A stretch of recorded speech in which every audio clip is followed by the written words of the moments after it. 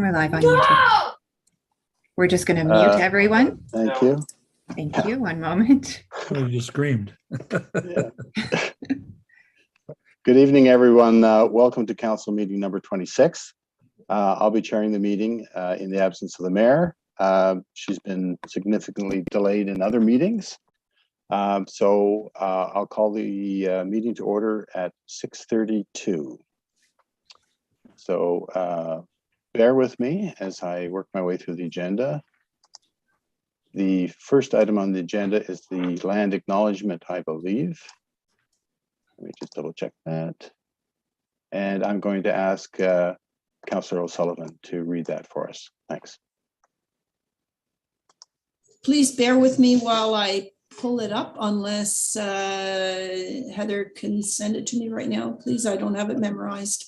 Oh, okay. Well, why don't I take care of that? Okay, thank you. Okay. The municipality of North Grenville acknowledges that the municipality operates on the unceded and unsurrendered territory of the Anishinaabe. We honor the historic relationship of the Haudenosaunee and the Huron-Wendat peoples to this land. We recognize all First Nations, Métis, and Inuit who now call North Grenville their home. We respect and support the need for cultivating a strong relationship with all Indigenous peoples, and we look forward to continuing this conversation, and continuing this conversation and fostering the path towards reconciliation. So next on the agenda is approval of this agenda. So I'm looking for someone to make that motion, please. Okay, Doreen, seconded by Councillor Wilson. So the next item is disclosure of interest. Any disclosures of interest? And seeing none, we'll move on to the next item. And okay, we have a presentation now from Candy Keeler and Shanaz Khan, who are going to make a presentation on the longest day of smiles. So I can't see, is Candy here with us? Candy and Shanae, is it pronounced Shanae? It's Shanze, thank you. Shanze, okay, I'm fumbling through this meeting, so bear with me. So welcome to council, and do you have a slide deck to share with us? Great, thank you very much. And I'll hand it over to Candy. Good evening, members of council and the North Grenville community. Thank you so much for having us. My name is Candy Keeler, and I am the Community Engagement Specialist with Operation Smile Canada. I am honored to also be accompanied by our extremely extraordinary student intern, Shanze Khan. She is responsible for this initiative, the Mayor's Challenge, and with 100+ mayors now proclaiming the longest day of smiles across Canada, we're really here to celebrate her accomplishments and to talk to you a little bit more about what it means to join the Smile movement and to participate in the longest day of smiles. If we could go to the next slide and share the video, that would be wonderful.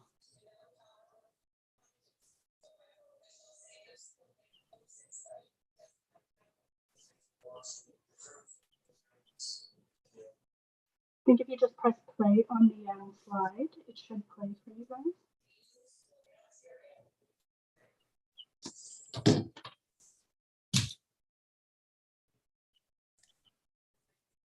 We're having some technical difficulties with respect to the video playing. No problem. So I'll just speak to it and then we can move on to the next slide. So the longest day of smiles is truly just a celebration of the medical volunteers who donate their medical expertise, to our community ambassadors who are out in the community raising funds and awareness for Operation Smile, and to the students like Shanze and other student groups that we'll speak to in a little bit later in our presentation, who are really making an impact by helping others to advocate for children who are born with a cleft condition so that they too can receive their smile.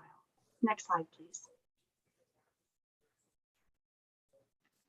We believe all children deserve to live with dignity, and for those born with a cleft lip, cleft palate, or other facial differences, dignity begins with a smile. Many of these children have never seen a doctor before. Most simply can't access or afford the care that they need. With help from donors, medical volunteers, and corporate partners, we transform lives with surgeries that can take as little as 45 minutes and cost as little as $240. Next slide, please. From sunup to sundown on the longest day of smiles, Operation Canada is recognizing the incredible medical volunteers, students, and SMILE ambassadors who make what we do possible. Celebrating the achievements of these individuals and communities from coast to coast to coast, it is really what the Operation Smile Longest Day of Smiles is all about. And today, we want to thank the community of North Grenville and surrounding area who have, over the last 10 years, contributed $55,000 to helping children born with cleft lip and cleft palates. That's really someone are doing if you want. Next slide, please. It feels great to make someone smile, and it makes you feel even better when you make someone else smile. And truly, this is what the Smile Movement is about. So we invite you and your community to host a smile celebration in honor of the longest day of smiles. Here, pictured as a community that has done a bake sale, but that looks different in so many of our communities. If you go to the next slide, you'll see another one of our communities who's really taken the creativity and fun to the next level. And they have every year an annual skeletons display on their front lawn, and they invite community members to stop by, learn more about Operation Smile, and make a contribution. And to date, they've raised $30,000 by just engaging their community and teaching them a little bit about the work that we do. Next slide, please. A large part of our organization is amazing ambassadors like the Glimpse Kids Group that have raised over $40,000 for Operation Smile in the past 4 years. Next slide, please. Anyone can become a Smile ambassador. For example, Cheryl hikes and has raised over $7,000 for Operation Smile. I've personally been working with Operation Smile for the past couple of years now and first learned about them when my little brother was born with a cleft lip and palate 10 years ago. I've been donating to them my entire life, but recently got involved, both through my university's chapter at Western and through the Toronto office. And thanks to the amazing opportunities Operation Smile has provided me through networking with medical and dental professionals, I've been able to secure a spot at the University of Toronto's dental program starting in September. Hopefully, through some of the work I've done, I've helped children smile. Next slide, please. So Shanze for sure has made us smile. She has made the cleft community smile. And she is truly an example of what is possible when the young youth get involved in our organization from an early stage. They become Smile ambassadors. They are presented with opportunities that allow them to really connect and make a difference in their community. And Shanze is being quite modest, but she has received early acceptance to U of T dentistry program, which is unheard of. So we applaud her efforts, and we are certainly thrilled to have been even a small part of that journey. Some of our Smile ambassadors on this slide you might recognize, like Adam Bighill. Adam Bighill is the defending CFL Defensive Player of the Year and has won 3 Grey Cup champions. He was born with a cleft condition and is what we call a Smile champion. He represents individuals with cleft conditions on and off the field. And you'll see welcoming in his arms is his youngest son, Bo, who is also born with a cleft condition. So this is a cause that is very close to his heart, as it is to many of the cleft community members. We celebrate their accomplishments and we invite them to be part of a community that really speaks to the advancement of anybody born with a cleft condition. Here in Canada, we're fortunate to have access to healthy, safe, and effective surgery, and it's Operation Smile Canada's mission to ensure that that's the case for children world over. And on the last slide is just our contact information, where you can reach out to us if you have any questions about the program we do.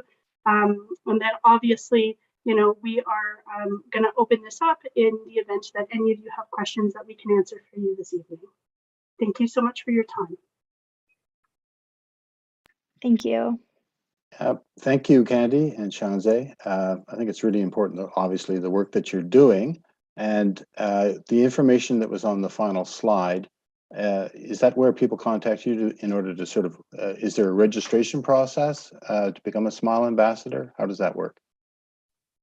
Great question. Yes, givesmiles@operationsmile.ca is the email where you can connect with myself, and I'm happy to provide further instructions on how you can become a SMILE ambassador.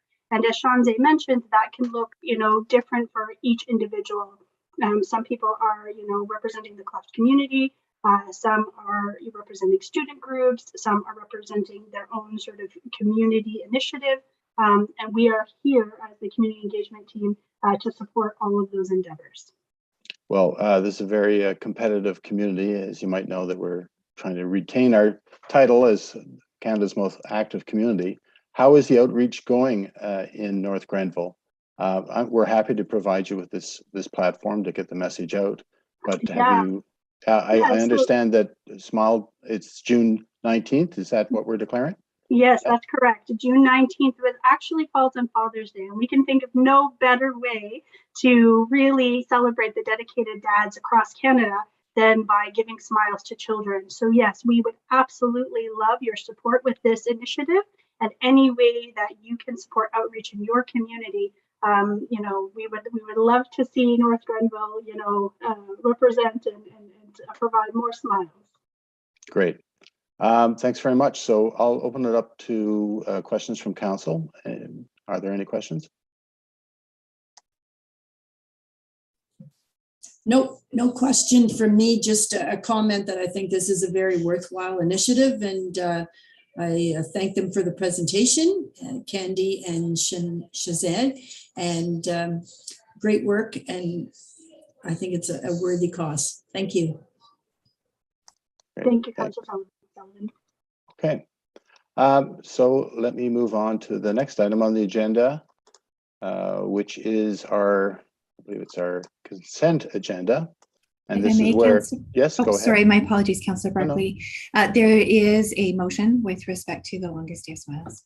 All right, I should back up then, obviously. And I'm looking for a mover and a seconder for the following motion: that council proclaim June 19th, 2022, the longest day of smiles in North Grenville. So we've got Councillor Wilson moving, Councillor O'Sullivan second. I think I'll be calling on both of you for most of the meeting until the mayor gets here.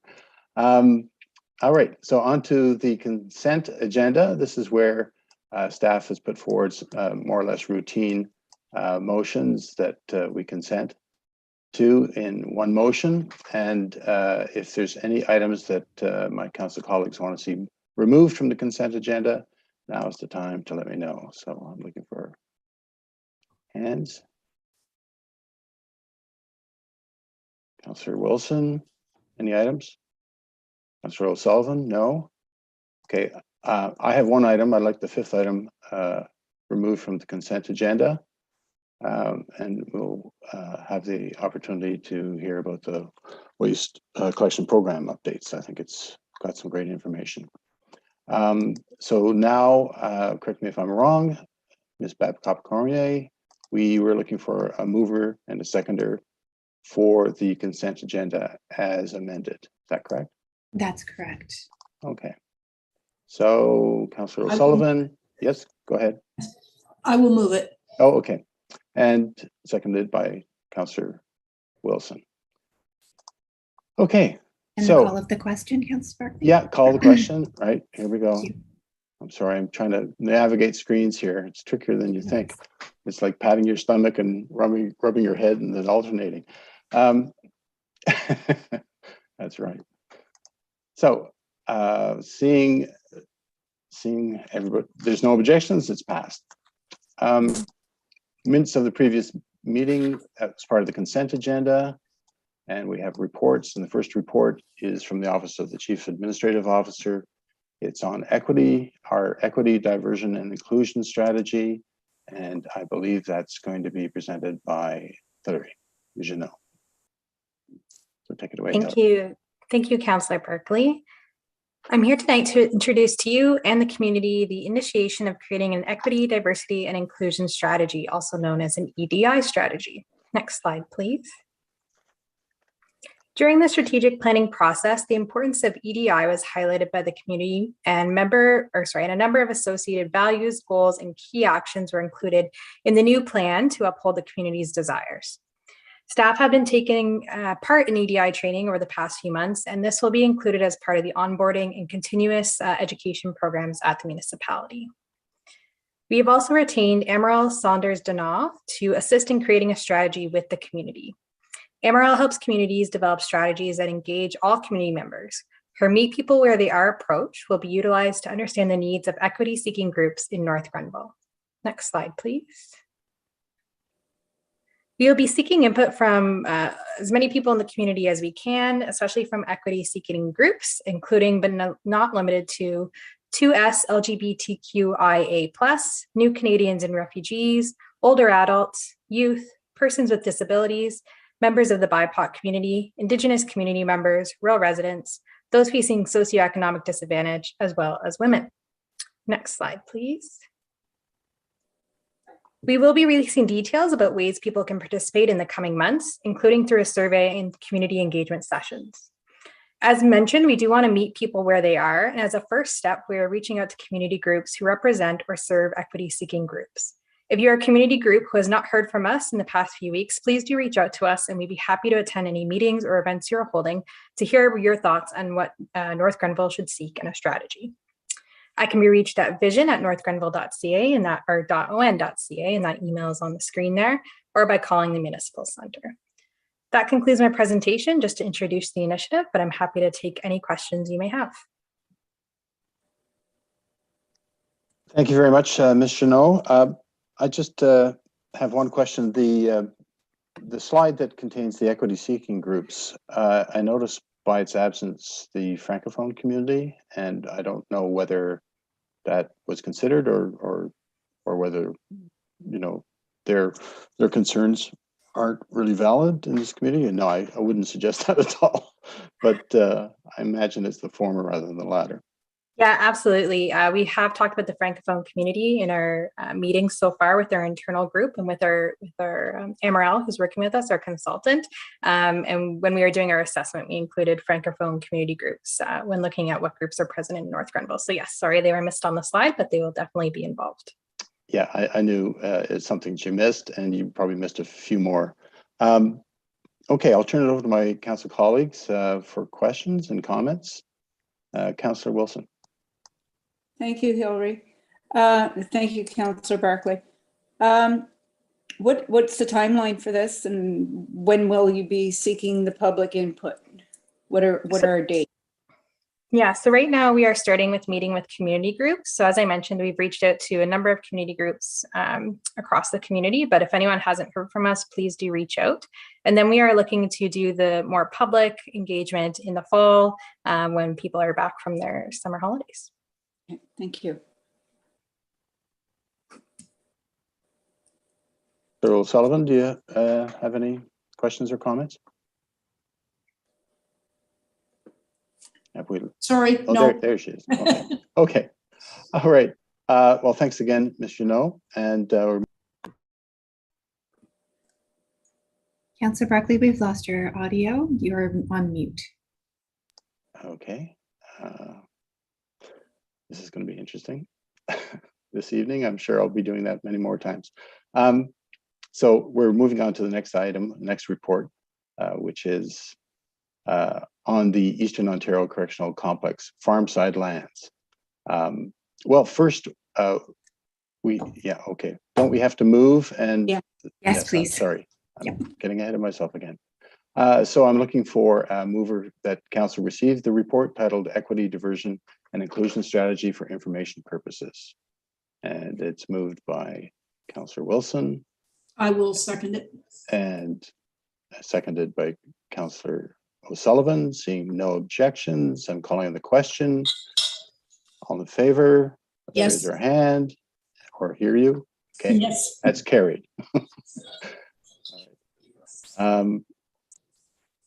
So yes, we're going on to the next report, titled Eastern Ontario Correctional Complex Farmside Lands. I'm sure this will be this has been an anticipated report, and I'm looking for someone who will be presenting this. Again, That's Ms. me as Chanel. well. Yes. Great, great. This should be interesting. Go ahead. Okay, so thank you. The purpose of tonight's presentation is to review the feedback received so far regarding the use of the surplus lands resulting from the development of the Eastern Ontario Correction Complex, or EOCC. Next slide, please.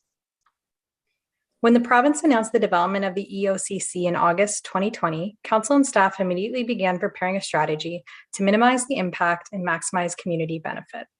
Council began negotiating long-term use of the surplus lands for community use and solicited feedback about the use of these lands from the community in April 2022. Next slide, please. Key themes that arose from the community engagement were arts and culture, agriculture and horticulture, sport and recreation, education, environmental sustainability, governance, food production and security, and economic development. The attached report on engagement reviews the feedback received from the stakeholder meeting, community session, public survey, and feedback from some of the advisory committees that we had time to attend before this report was due. The wide array of programming and facility ideas include community gardens, recognizing Indigenous legacy, event space, agriculture education, arts initiatives, sustainable design, and many more. Community members also highlighted the importance of partnerships in creating an operationally sustainable operation. While we recognize we might not be able to implement every idea suggested, we do look forward to hearing more about how the community wants to use the space. Next slide, please. I'll also note that through the public survey, residents prioritize a number of potential community benefits and rank food production first, followed closely by education, environmental sustainability, health, wellness, and recreation, food security,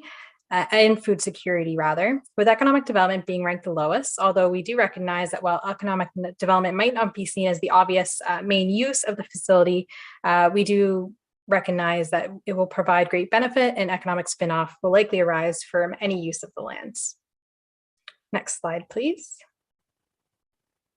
Moving forward, we will continue to engage the community as a vision for these lands develops. Updates will be provided on our webpage, and that's northgrenville.ca/surpluslands, and on our media channels. Ongoing feedback can also be submitted to the email above, vision@northgrenville.onca, or by calling the Municipal Center. We look forward to engaging the community more and understanding what would be the best use of these lands. Thank you, and that concludes my presentation, but of course, happy to take questions.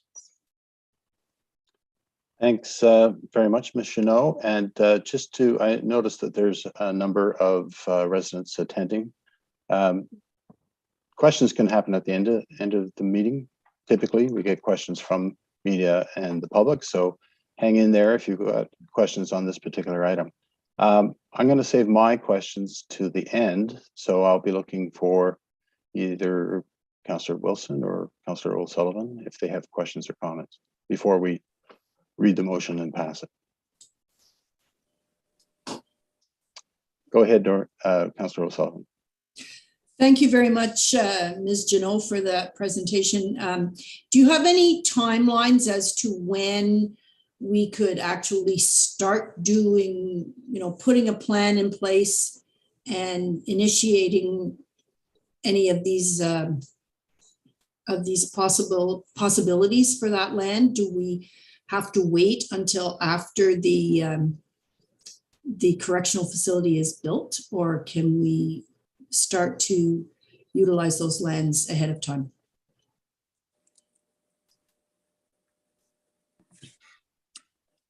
Through you, Your Worship, Councillor Barkley, I do have an answer, but I see CAO Gary Dyke's hand as well. Go ahead, Mr. Dyke.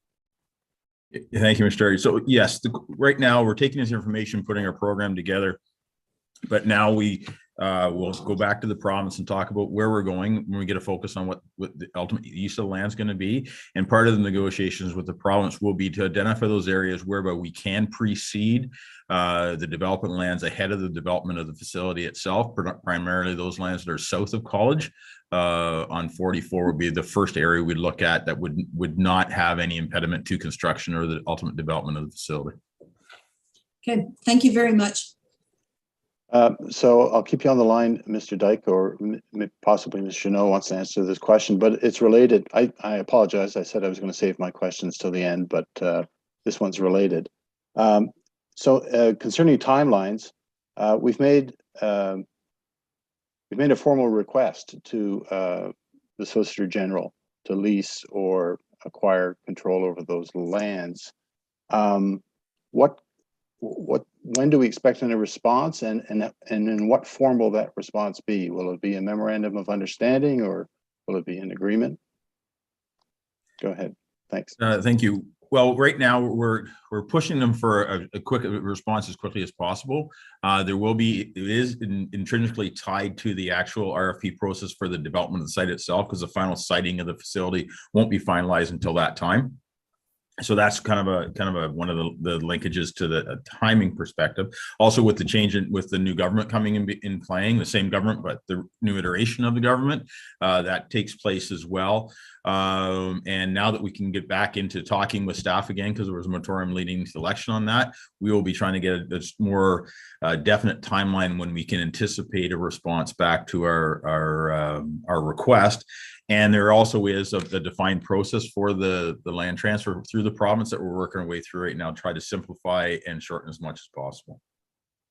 Great. Just to follow up, excuse me. I understand how the election will turn everything on its head for a while, but do you recall the timeline that the province gave us possibly a year ago, when the site plan might be finalized? Are they ahead of schedule or behind schedule in your mind? It's my understanding that they're on schedule for the targets they set early on. We were never really given an actual timeline as to when the RFP would go out, which would facilitate the finalization of the site plan. We're anticipating it'll be hopefully sometime this year, but that again we won't know until we have further conversations with the province. I know they're actively working with our staff on technical matters and on the engineering and the studies. But we're not privy to any dates as to when we anticipate the final RFP being awarded or going out. Okay, thank you. Councillor Wilson, go ahead. Thank you, Councillor Barclay. Thank you, Ms. Janelle, for your presentation. I just want to kind of give a accolade, because the question I had was about economic development and why the bar was so low for economic development. But you answered the question, saying that it's all related, and that we can see some good economic benefit stem from something like this. Mike, it might be an off the wall question here, but have the barns and the facilities that are currently standing there, have they been examined to see how much use they would be to us, or if they are usable, or am I just jumping ahead on something like this? Those conversations have been had. At direction of council, the preservation of as many of the buildings, the usable buildings as possible, was part of our submission to the province. That's part of the analysis is being undertaken by Infrastructure Ontario right now. I believe our building department did some initial assessments on the buildings for our own information with respect to the viability of the buildings. The AM-Bar Arena is a key one for us, as well as some of the other larger buildings on the site. They have been included in a package, and we're looking to, wherever possible, to integrate them into our program as we move forward with the surplus lands development piece. Thank you. Great. Any other questions out there? Yes, Councillor O'Sullivan. Go ahead. I will just add that it's my understanding that all of the agreements for the use of that land for the international plowing match in September, the use of the buildings, the horse barns, has been reached between the Ontario Plowmen's Association and the Solicitor General. So for any of the public who's watching, that those lands will be used for the IPM and the buildings.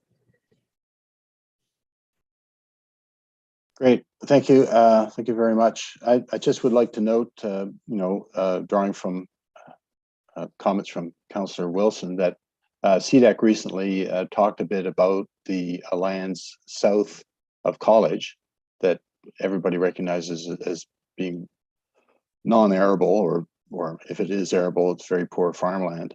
And the discussion revolved around maybe using that land for a business park. So that's where I think some of the economic benefit might derive. But that's all to be determined. Thanks again, Ms. Jeannot and Mr. Dyke, for answering those questions. The next item in terms of reports, I believe, is finance, and there's none. Oh, If I may, think Councillor we have to go back, and yes, I will look for a mover and a seconder for the motion, and I'll just read it quickly here for reference. That council received this report, Eastern Ontario Correctional Farmside Lands, for information purposes. So I need to see everybody, and Councillor O'Sullivan moves, Councillor Wilson seconds. Call the question. All in favor? Yes. Yep, great. All right, now we're moving on in the right direction. So as I said earlier, in terms of reports, finance has no reports. The consent agenda dealt with the delegation of law enforcement, or the appointment of law enforcement officers. It also dealt with the request for recognition of the Kentville Live Music Festival as having municipal significance. That's an understatement. And the third one was a request for recognition of the International Plowing Match as an event of municipal significance, and I think that's obvious. Reports, planning and development, none. And now we get to Public Works, which was pulled from the consent agenda, and we're going to listen to a waste collection program update. It's been over a year since we've had that, and is that Brandon who's delivering that? Yes, Yep. it is. Great. Thanks, Brandon. Take it away. Thanks, Councillor Berkeley. Pleased to be in front of you tonight presenting this update. I'll be splitting this presentation up into two sections, pausing in the middle for any questions. Next slide, please. On September 1st, 2020 and October 6th, 2020, Council retained Emterra Environmental for our new waste management collection program, and also approved an updated bag tag system for the municipality. Additional programs that were included above the previous contract include seasonal curbside bulky item and leaf and yard waste collection, the addition of a organics collection at the curbside, and the frequency of garbage changing to bi-weekly. This new program officially began on February of 2021. Next slide, please. This slide details both the anticipated and actual expenses to operate the waste collection program for the first year. It was expected there would be approximately $1.98 million in expenses. And with the expense information obtained from municipal general ledgers, it was determined that 1.92 million was spent. This is approximately $55,500 less than expected. Next slide, please. This slide details both the anticipated and actual revenue received for the first year of the program. It was expected that the municipality would receive approximately $900,000 in revenue in the first year, but it was determined that just under that was actually received at $899,000. It should be noted that the garbage tag revenue is the net value of the tag sold, meaning that the tags that were exchanged at the beginning of the program are not included in this value. The model was not designed to incorporate the return tags, and therefore the difference between the model and the actual amount of revenue received could be lower. Next slide, please. For the first year of the green bin program, we had a goal to divert 30% of the available organics from our garbage. From the data collected, it can be determined that the green bin program has achieved 11% more than our first year goal and also achieved more than our second year goal of 40% diversion. Participation appears to be constant with an average of about 100 tons of organic waste collected each month, with an average of 4.62 tons collected each day. Next slide, please.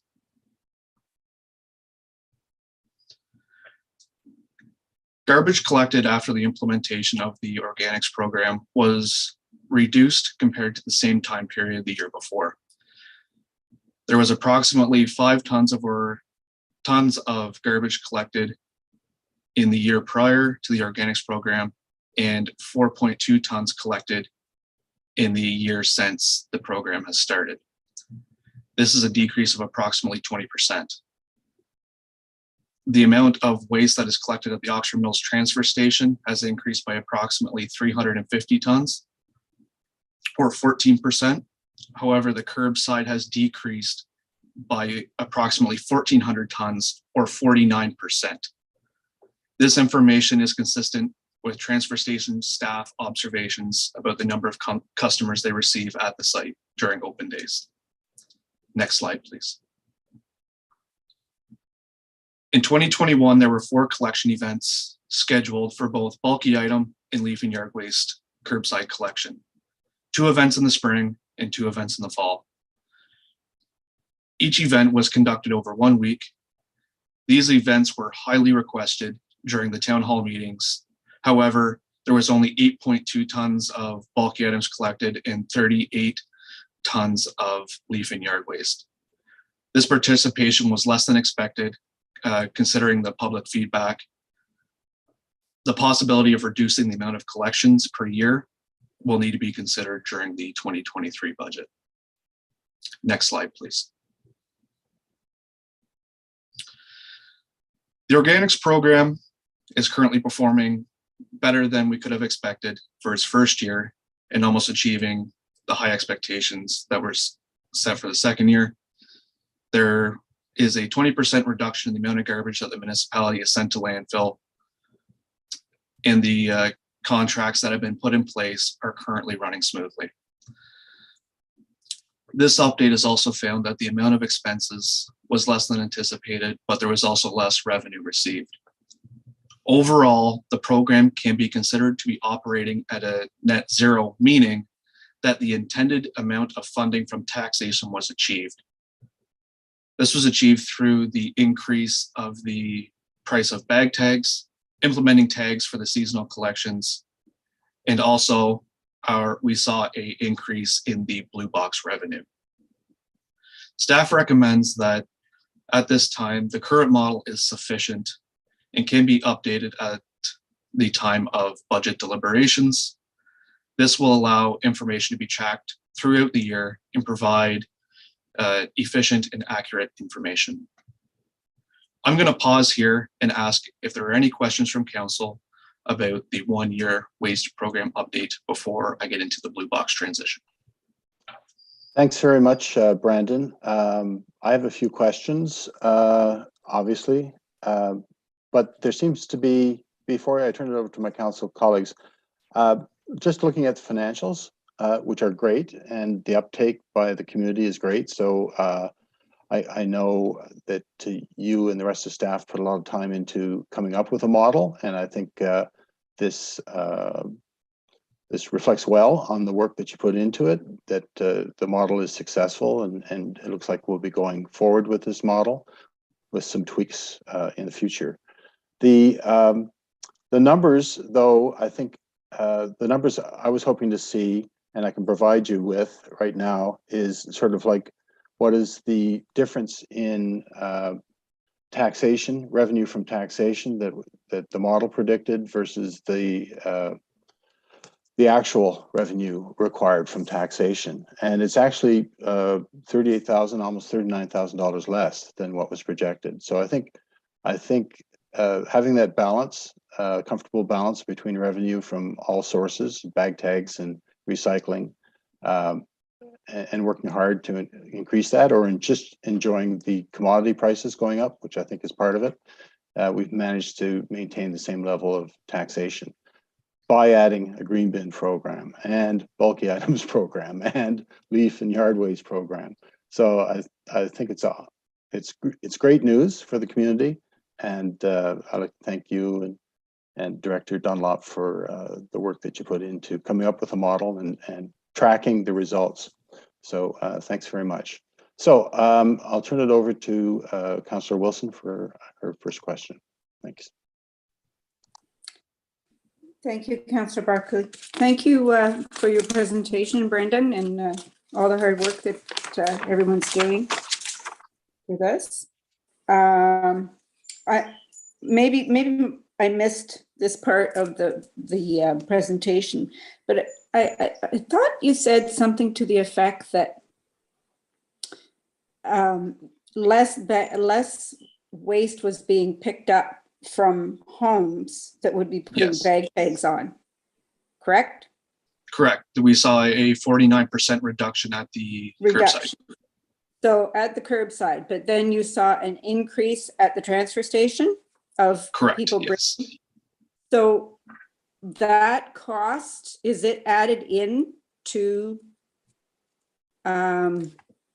Yes. To the The cost for waste disposal includes that amount. So we would see Okay. less cost for tipping fees where we dispose of all the garbage. Okay, that's a simple question and a simple answer. Thank you. You're welcome.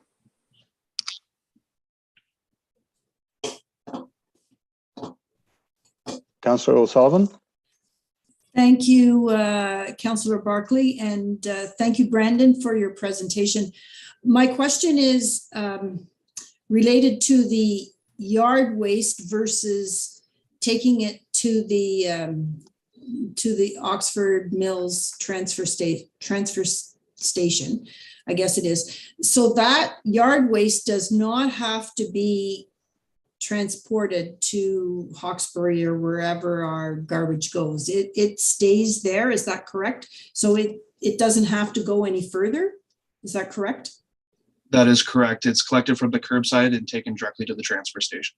And then it stays there? Yes, it is bulked with the rest of the waste that's brought in by residences. Every year or two, the pile is chipped and sold. Okay, so that brings in some revenue then, but we don't have to pay by the ton to have it taken away? No. Okay. And so the same goes if it's picked up at your laneway in a yard waste bag with a tag on it, or if you actually take it to the transfer station? That is correct. Okay, thank you. Great, thank you, Councillor O'Sullivan. And I'm trying to scan because this you're going to continue with your slide deck, obviously, but I'm trying to see if Councillor O'Sullivan has her hand up, or Councillor Wilson.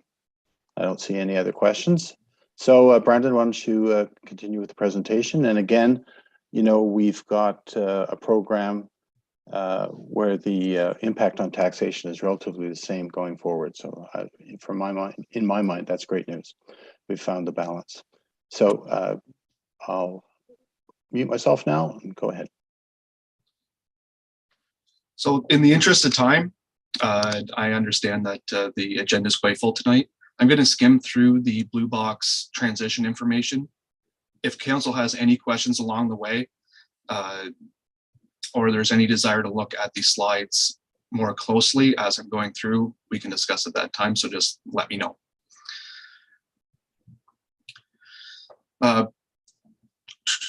The producer responsibility is a regulatory approach to waste management where producers, the companies that make the products or import the products, are responsible for the waste that is generated from their products and packaging. In Ontario, the Blue Box program is transitioning from a model of shared industry funding to one of producer responsibility. Next slide, please. There's currently a shared industry funding model in place that sees materials being made by the producers and then sold to residential customers. The materials are then collected by local governments, and the processed material is sold back to producers, with local governments being paid up to 50% of the cost to run the collection programs. The new producer responsibility model would have the producers make and sell the products to residential consumers. The change with the new model is that the producers are now going to be responsible for the collection of the materials that they produce. Next slide, please. There are three main groups of legislation that make up the legislative framework of the Blue Box program. Next slide, please. The first group is Ontario Regulation 101-94 and its supporting legislation, the Environmental Protection Act, or EPA. Next slide, please. The second group consists of the Waste Diversion Act, WDA, and the Blue Box Program Plan, BBPP. Next slide, please.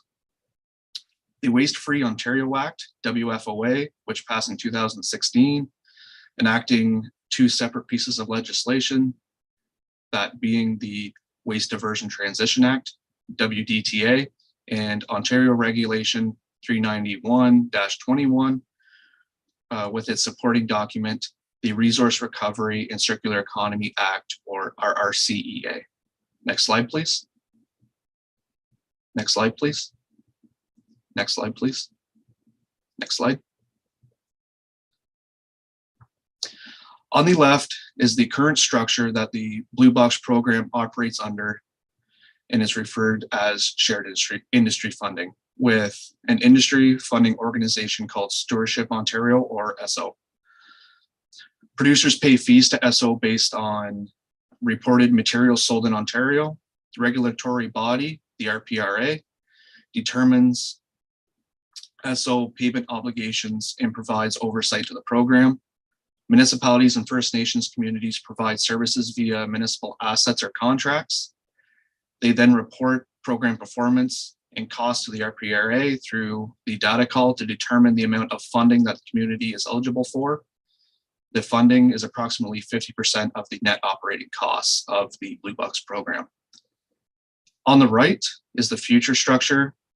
May see producers work independently or with a producer responsibility organization, or PRO, to meet their obligations.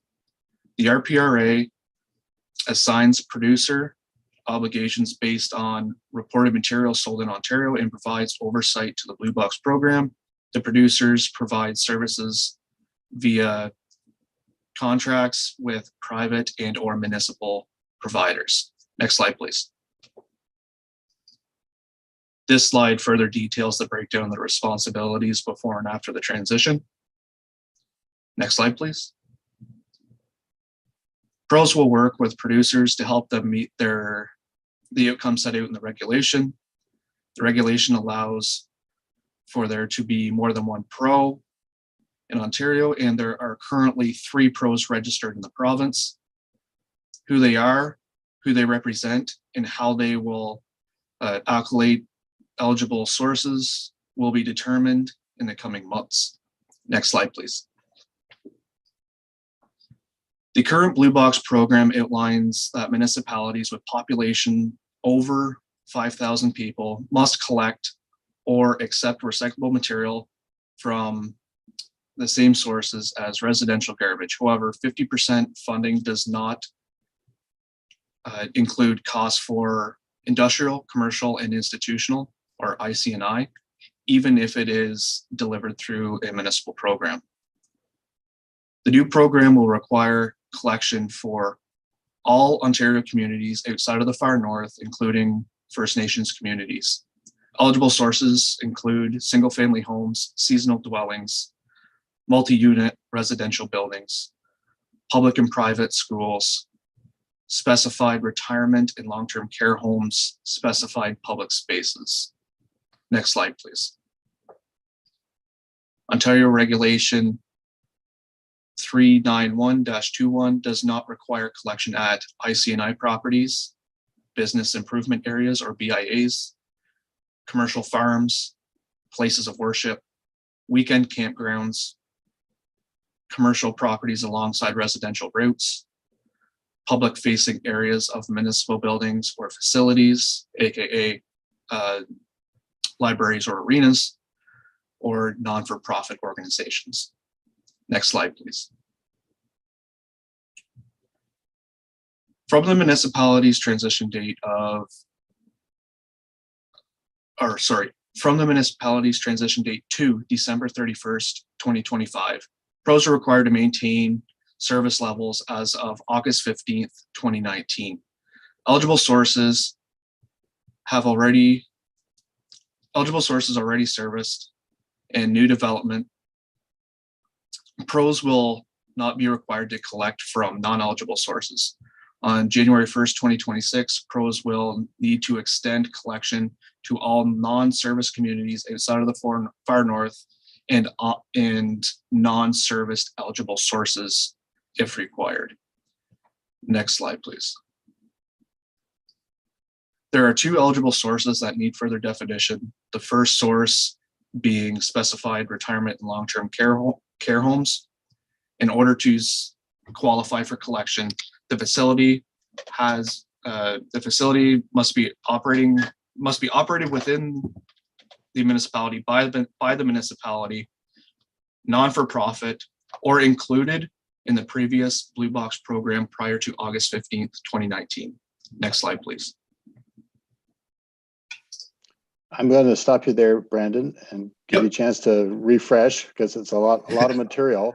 My takeaway at this point in the slide deck, and I'm not sure how many more slides there are, but my takeaway right now is that there's a well thought out process that spans many years, and that we're in the process, and that there's lots of related legislation, including a lot of oversight organizations set up, and some thought in terms of maintaining service, while effectively the municipality steps out of the game,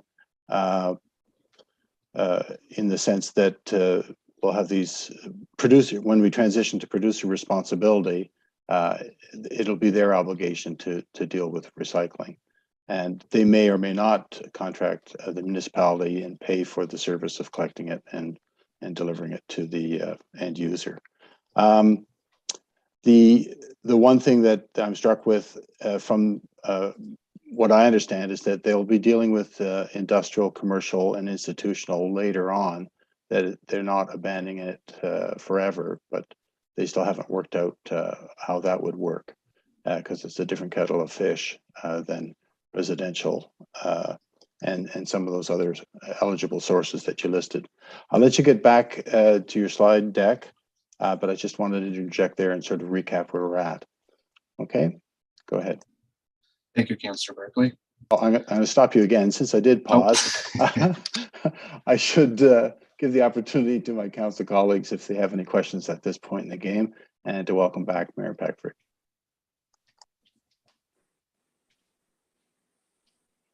Thank you, Councillor Barkley. I don't have any questions at the present time, and I appreciate you chairing this portion of the meeting. Thank you. Great. Councillor Wilson, go ahead. Okay, thank you for the presentation so far. I'm going to just reiterate, I'm a senior. And this, is there something that you can explain, Brandon, in terms that maybe I could understand how this would work? Like, is the municipality going to be on the hook for the Blue Box program anymore, or they're taking it away from us and then we'll be funded to pick it up ourselves? I don't know. Give me some simple bullet points that we could understand, the audience could understand how this goes. Sorry to put you on that. Oh, no worries at all. The short of it is that the producers are going to be taking over responsibility for the program from the municipality. The municipality will have the option to act as a contract administrator on behalf of the producers, or have the producers operate the program within the municipality with their own contracts. Okay, thank you. Simple. Yes, so the municipality would be taken out of the equation. So let me go to Councillor O'Sullivan, and then I'll ask Director Dunlop to weigh in. Go ahead. Councillor O'Sullivan. Okay, thank you very much. And again, thank you, Brandon, for your presentation. My question is, when we're talking about producer responsibility, are they going to take some responsibility for mixed packaging? For example, just a simple thing like potato bags. Most of it is paper, and then you got this little plastic window in it. Or your tissue boxes that are, most of it is cardboard, and then you got this little plastic part in. I mean, I do, but not everybody's going to separate that out before they throw it in their recycle bins. So I think that that's a really important piece of producer responsibility, is to make sure that everything they have in the packaging is totally recyclable, and you don't have to physically tear it apart to recycle it. The other question I have is regarding plastic wrap, which is, for example, all of the shrink wrap that goes around boats in the wintertime. Is there a way of getting rid of that? And all the agricultural plastic that's wrapped around hay bales, is there a way that we can get rid of that? Is the producer responsibility for those things? I think that's really important, and I'm wondering if producers are responsible for that. Thank you. Mr. Shipman? Later on in the presentation, there are general categories laid out, and they talk about products in general. Exact materials haven't been released yet. I could see them potentially falling into one of the accepted categories, but I cannot say for sure at this time. Well, I think that's our cue to let you finish the presentation, but I'll recognize Director Dunlop before you get back on deck there. Thanks. Thank you very much. The only thing I wanted to add in regards to Brandon's presentation so far is this is the dice is still rolling. Brandon attends webinars in regards to this specific topic with the province and the diversion organization in how this is being rolled out. The current program, what it's going to look like, are we getting out of the business? These are the things and the questions that are still up in the air. But as I said, Brandon is on the topic, attending webinars on a regular basis. Actually, I believe 2 out of the last 3 days in this week, he's in webinars on this specific topic. So it's an overview as we have the information to date. Okay, Brandon, I'll let you continue with an overview. Recognizing that it's a long process that we're involved with. We're taking it carefully and we're considering every step, and decisions, I guess critical decisions, will be coming to council to decide. But I'll let you continue with your report, and because I think the information is very valuable for people to hear. Go ahead. Thank you, Councillor Barclay. The second source that needs further definition is public spaces. This includes parks, playgrounds, sidewalks, public transit stops or stations. What we can take away from this slide is that the municipality can have all 18 of its public space bins collected under this new Blue Box program. Next slide, please. Under the current program on the left, any residence that has curbside garbage collection must receive curbside Blue Box collection, and likewise any residence that receives depot collection must receive depot Blue Box collection. On the right is the new system, whereas any residence that receives garbage collection must also receive curbside Blue Box collection. However, the producers may also offer curbside collection to residences that receive depot collection and not curbside. Doesn't apply much to our municipality, but it's part of the full picture of the new program. Next slide, please. From the community's transition date to December 31st of 2025, pros will be required to collect from the curbside at the same frequency that the residences are currently receiving. After that date, they must service all residents with curbside collection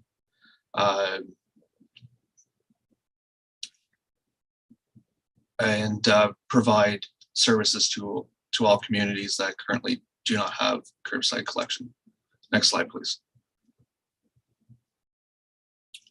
Facilities in public spaces under the new regulation does not have a specified collection of blue box materials from facilities or public spaces other than multi-residential buildings. However, under the new program, pros must provide receptacles that are appropriate to the facility or public space and collect before the receptacles are full. Next slide, please. This looks to be a duplicate slide.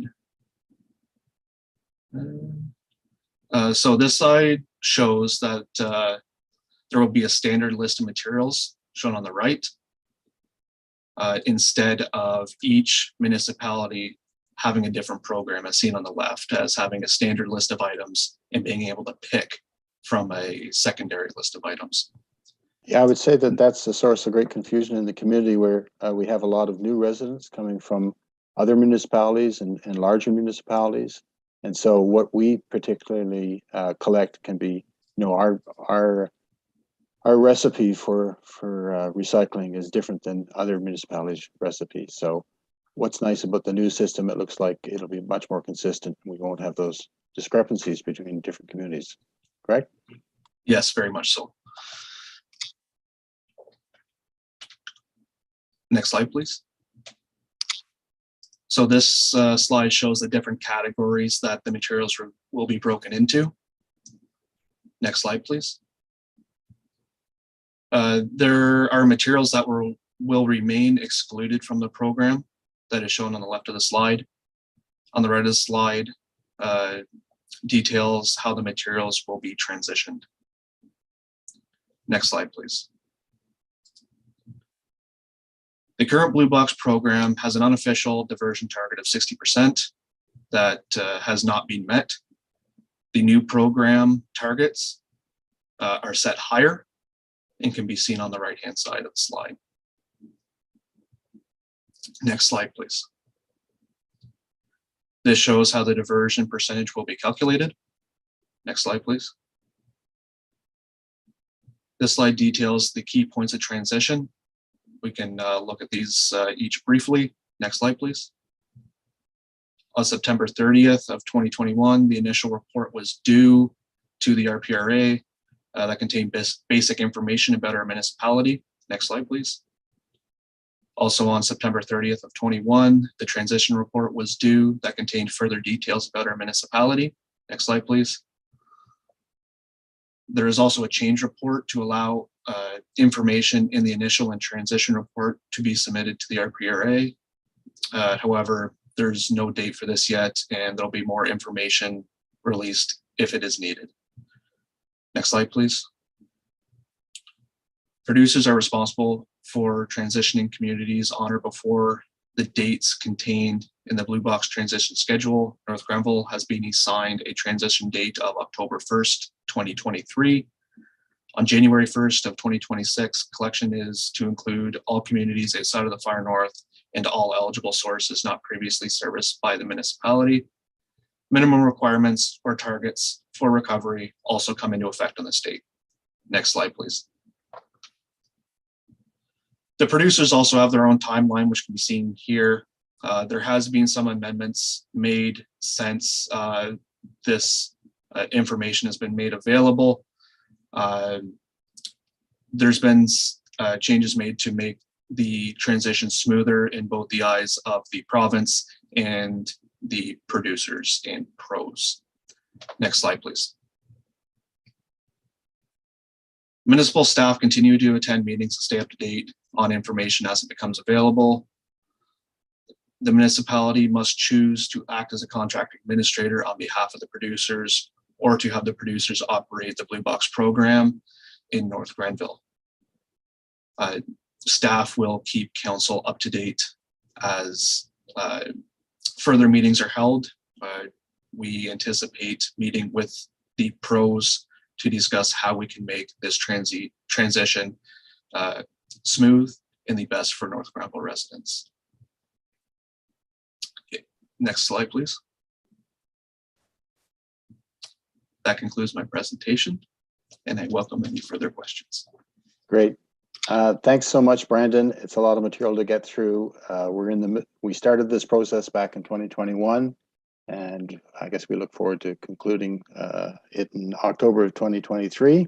You'll be Mr. Recycling for the next 2 years, no doubt. And I'll take questions now from Council. Councillor O'Sullivan.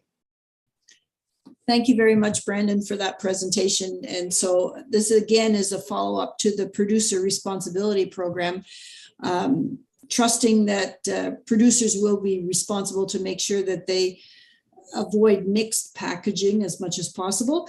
But my concern is all of the plastic wrap. Now, when I first went through your slide deck and your presentation, which was, I think, over 100 pages, I saw the word plastic wrap, and then I went back again to try and find it again, and I couldn't find it. So my question is about all the plastic that's used to wrap boats, for example, when they shrink wrap boats in the fall, and then the agricultural wrap that's used on hay bales, etc. All of that, like, is the producer responsibility applying to those people who produce all of that plastic that needs to be then taken care of at the end? So I would suggest that plastic wrap that goes, shrink wrap goes around boats or RV stuff, and agricultural hay bales would be considered flexible plastic.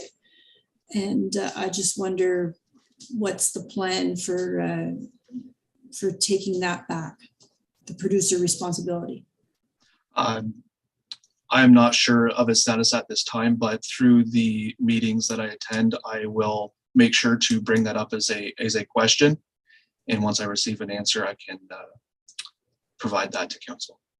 Okay, thank you very much, Brandon. I noticed there was a post on Facebook recently from a gentleman actually who lives in North Grenville, who was using all the shrink wrap plastic from boats for vapor barrier in renovation that he was doing. But I think there is a great deal of plastic that, and I've heard from some farmers who are actually just burning it because they can't get rid of it. And that's tragic, because we know burning plastic is not a good thing. So anyway, I really hope that producers will take some responsibility for taking that back and disposing of it in an appropriate manner, or recycling it in an appropriate manner. Thank you.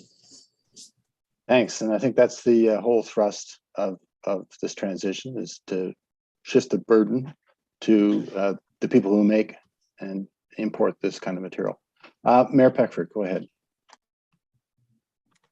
Yeah, thank you, Councillor Barclay, and thank you for chairing this meeting. I'm just trying to parse those differences between how certain recycled material is treated and others isn't. So I guess building on Councillor O'Sullivan's question, will there be the opportunity for further feedback by municipalities in terms of those materials that don't appear to be deemed as in that category of producer responsibility?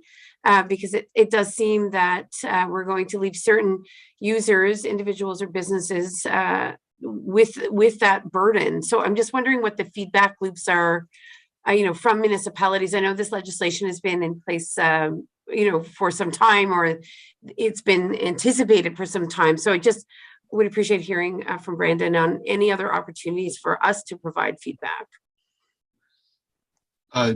So this process has been going on since 2016. So it has been under development for quite a while. And my understanding of it right now is that they're going to start off with a list of materials and then consistently update that list as new materials are developed, like for lightweight packaging, to try to capture all of these materials. And the list should evolve as more input is given from municipalities and the producers and the pros on what they can actually capture. So I believe it's going to be an evolving program.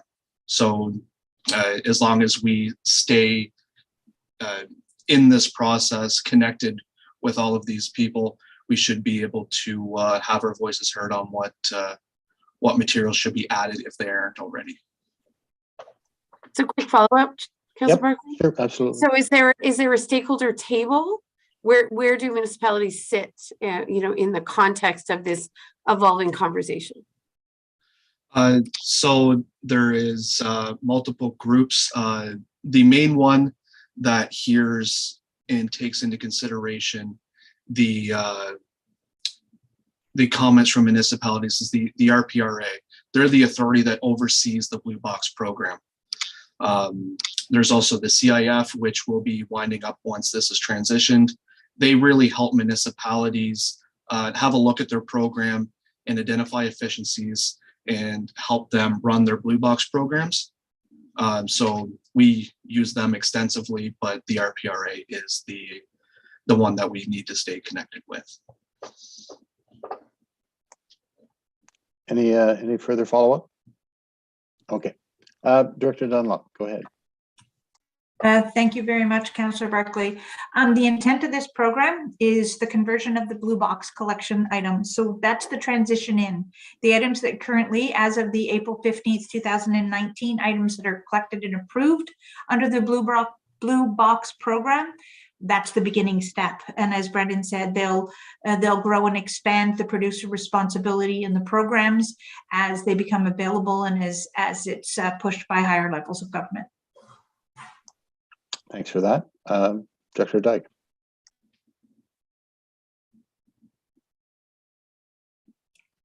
Thank you, Councillor Barkley, and thank you for the demotion. I just want to add to Mayor Peckford's comments about municipal input. As Brendan did mention, this program has been under study since going back well into the early days of the Wynne government with AMO, and it was been at the AMO table for almost a decade now, led by Colin Best, who's a municipal councillor out of Milton. And so there's been a lot of municipal voice. The setup of the organizations that Brendan did mention are key to us, but this is a significant issue at the AMO table that will be followed going forward. So just to rest yourself and everybody assured, there has been a very strong municipal voice on this issue over the past decade. And that, go ahead. Thank you, Councillor Barkley, and to our Chief Administrative Officer. I assume, Mr. Dyke, the interest of smaller municipalities in particular, right, versus large urban centers would have been accommodated through that process. Is that your understanding, given what you learn? I know you sit at that AMO leadership table, so appreciate this additional information. Yeah, there's been significant voice for the small municipalities, both from Danny Whalen, who's a reef from the far north, as well as Lynn Dolan, past AMO president from Innisfil. So the small, both rural and small urban voice has been very strong in the process as well. Thank you. Great, Councillor O'Sullivan. Thank you, Councillor Barkley, and to Mr. Dyke, CAO, sorry. I just wanted to question when you said that there was a good voice regarding recycling and Blue Box programs. I understand that the rural or the agricultural plastic that's used to shrink wrap bales of hay, etc., it's a significant amount of plastic, and it used to be recycled and it's not anymore. So I just wonder, is there a move at AMO from the representatives of those communities, of rural communities, to do something about having that become recycled again? With respect to the technical side of it, I'd have to defer to Brendan and Karen on that one. I haven't specifically heard that reference, but I can make a note and bring it forward if we don't have the information on that. Okay, thank you. I'd appreciate that. And maybe Brandon has some more information. Thank you. I do have a little bit more information on that topic. So it has been brought to our attention before, specifically feed bags. I have been in contact with a provider that does take them back. They say it's a service they offer to their customers. it is done at a loss. So that's why not too many people actually offer that. It ultimately goes to landfill anyways. If So I, at one time, Go ahead, Councillor O'Sullivan, go ahead.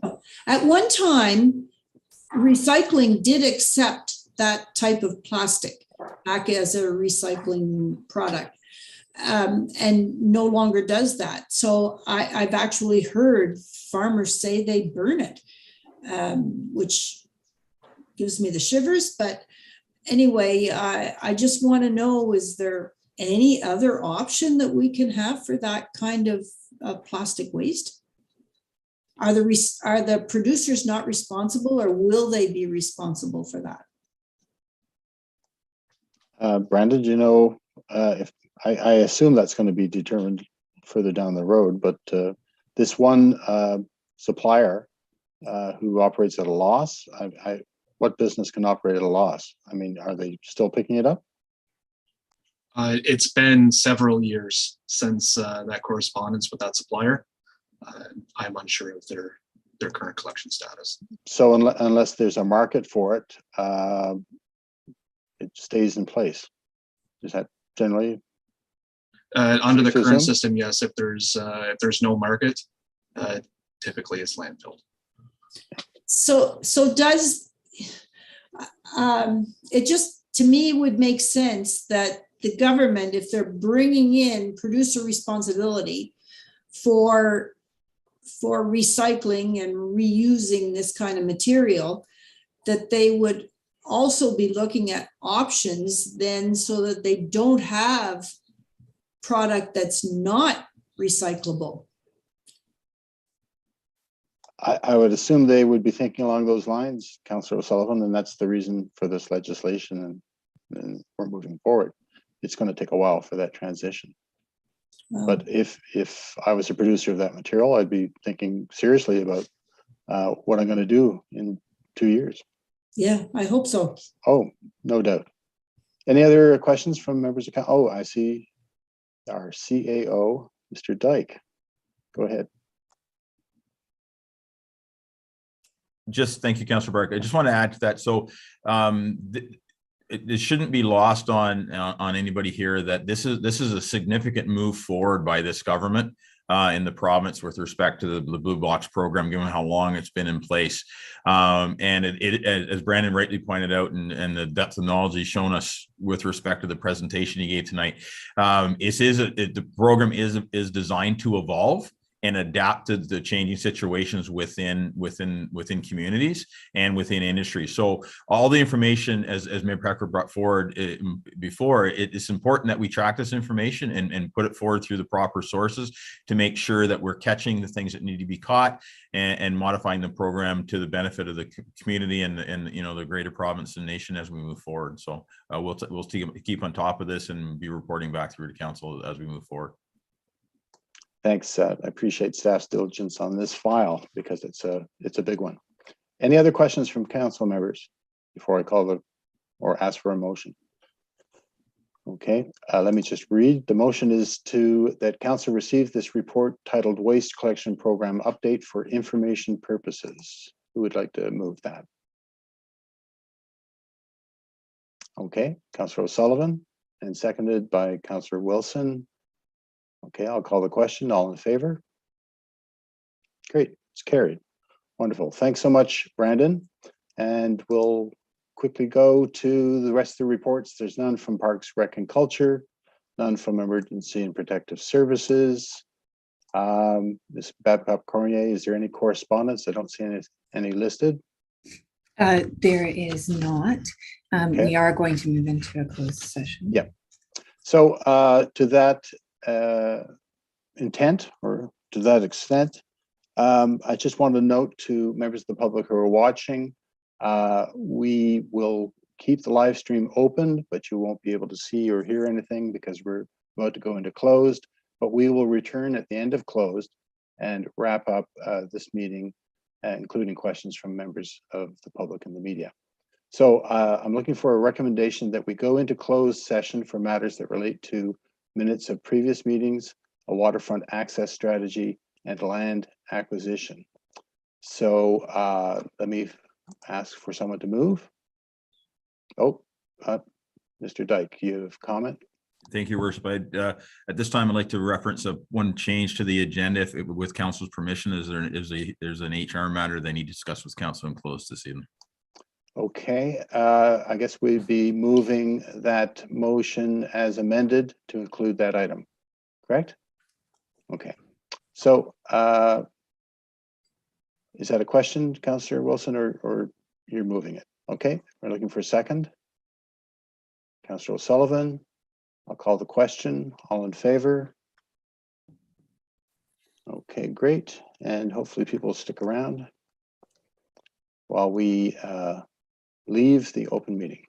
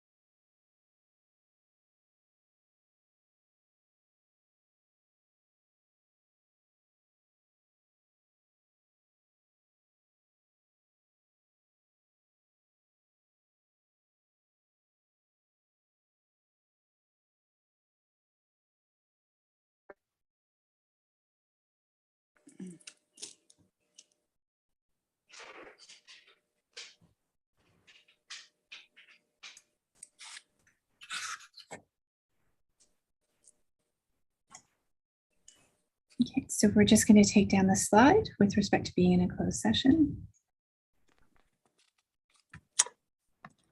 Okay, perfect. Welcome back, everyone. There is no motion coming out of closed, so we're going to now move on to other business. And again, pertaining to closed, there's no matters arising. I'll look for any notices of motion this evening from council colleagues. Seeing none, I will move on. We've dealt with the introduction and consideration of bylaws. So with that, we're moving into any questions from members of our community or the media in regards to agenda items. Heather, might you just confirm whether or not you've received anything by email? Oh, and you're muted. Sorry, I've confirmed that I've received no questions from the public or from the media with respect to tonight's agenda. Okay, excellent. And I'm not sure if there were media in the room or on our Zoom screen, I should say. Not seeing anything. I don't see anything. Okay. All right, then I will move on to our confirmation bylaw. We have a confirmation bylaw that bylaw 5222 to confirm the proceedings of council at its regular meeting held on June 7th, 2022 be adopted and passed. I'll look for a mover and a seconder. Councillor Sullivan, Councillor Barkley, thank you. I will call the question on that motion, please. Thank you. And now finally, we're looking for a motion to adjourn. A motion to adjourn, please. Who would like to move that? Or we can stay for a while. Who would like to move a motion to adjourn? Councillor Sullivan, thank you.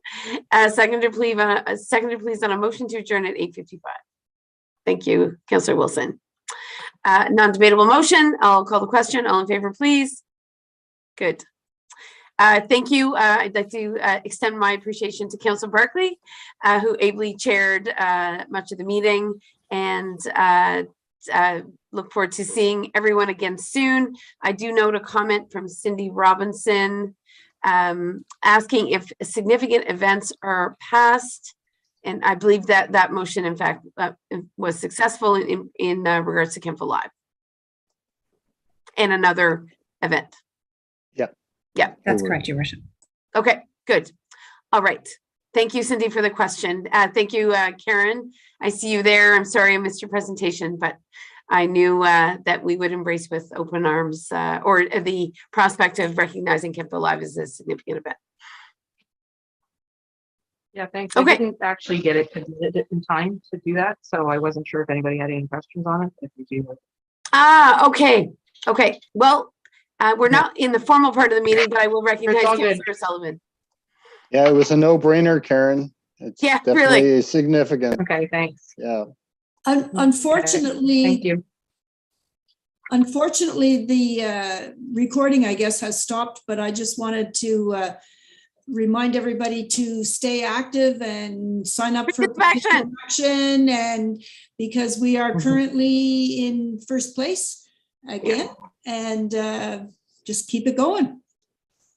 Absolutely. I can't catch up to Gary. It's impossible. Oh, I can't. He's like the ever-ready bunny. He never quits. Really Goodness. Don't leave us in North Grenville, though. Turn around at the border. Yeah.